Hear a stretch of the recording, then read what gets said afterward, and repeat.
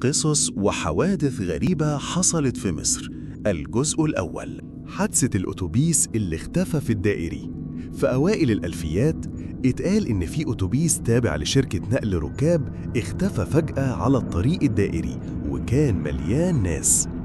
الحكاية انتشرت كالنار، واتقال إنهم لقوا الأتوبيس بعدها بأيام فاضي ومتغطي تراب وكأنه بقاله سنين.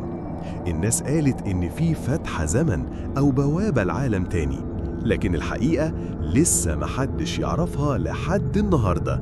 المنزل المسكون في المنيل. بيت في شارع هادي في المنيل فضل فاضي سنين طويلة، وكل ما تيجي أسرة تسكنه تهرب في نفس الليلة. الجيران كانوا بيسمعوا أصوات صراخ وأصوات أثاث بيتكسر مع إن البيت فاضي. ولما صاحب العقار حاول يبيعه، المشتري اتجنن بعد ما بات ليلة واحدة فيه. القصة انتشرت وناس قالوا إن في جريمة حصلت فيه وإن روح الضحية مش راضية تهدى. الطالب اللي خرج من الامتحان واختفى في جامعة القاهرة، طالب خرج من لجنة الامتحان وقال إنه رايح الحمام واختفى تماماً. الكاميرات ما صورتوش خارج الكلية، والتحقيقات فضلت شهور والطالب كأنه اتبخر.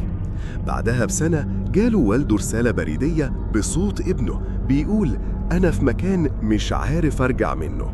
القصة دي قلبت الدنيا وقتها. 4. المرأة اللي رجعت من الموت في طنطا. في مدينة طنطا واحدة توفت واتعمل لها العزا واتدفنت، وبعد 3 أيام خبطت على باب بيتها.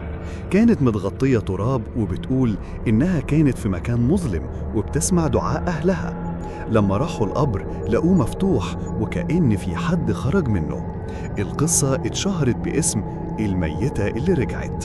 5. المقبرة اللي كل اللي دخلوها ماتوا. في قرية صغيرة في الصعيد كان في مقبرة فرعونية اكتشفها شاب من أهل البلد ودخلها هو وأصحابه. بعدها بيومين واحد منهم مات في حادث، وواحد تاني اتجنن، والتالت اتحرق بيته وهو جواه. الأهالي قالوا إنهم شالوا حاجة من جوه المقبرة وكانت ملعونة. 6. حادثة طريق السويس. عربية بدون سواق. ناس كتير شافوا عربية ماشية بسرعة على طريق السويس القاهرة من غير سواق. كل مرة حد يحاول يقرب منها تختفي فجأة. اتقال إنها عربية اتقلبت زمان ومات فيها شاب ليلة فرحه، ومن يومها هو اللي بيسوقها كل يوم في نفس الميعاد. 7. الشقة اللي بتتحول جحيم الساعة 3 الصبح. في إحدى عمارات الهرم شقة كانت بتتأجر بسعر رخيص جدا. كل اللي سكنوا فيها كانوا بيهربوا بعدها بأسبوع بالكتير. بيحكوا إن الساعة 3 الفجر النور يطفي والتلفزيون يشتغل لوحده وصوت حد بيضحك ويمشي في الشقة. وفي واحدة قالت إنها شافت ست لابسة فستان فرح ماشية في الصالة وعينيها سودة تماماً.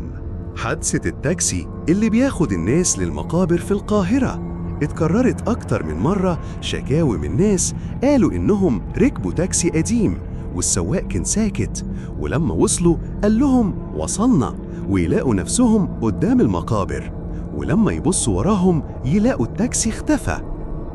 لو عجبكم الفيديو ده وعاوزين أجزاء جديدة اكتبوا لنا في الكومنتات واعملوا لايك للفيديو وشيروه في كل حتة، وما تنسوش تعملوا اشتراك في القناة وتفعلوا زر الجرس عشان يوصلكم كل جديد من مملكة الرعب.